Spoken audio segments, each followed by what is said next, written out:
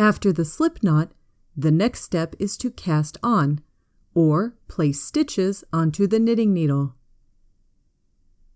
This method is easy for beginners.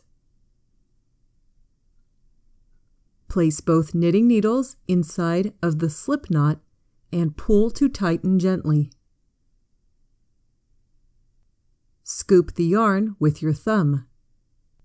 Then, hold the strand in your hand.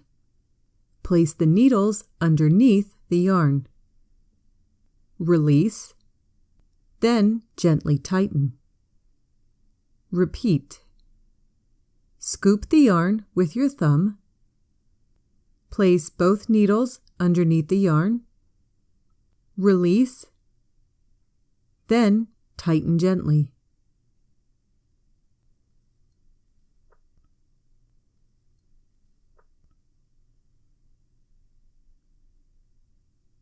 At this point, there are 4 cast-on stitches. The initial slip knot counts as stitch number 1. There are 20 loops in this finished sample. Remove 1 needle to begin knitting.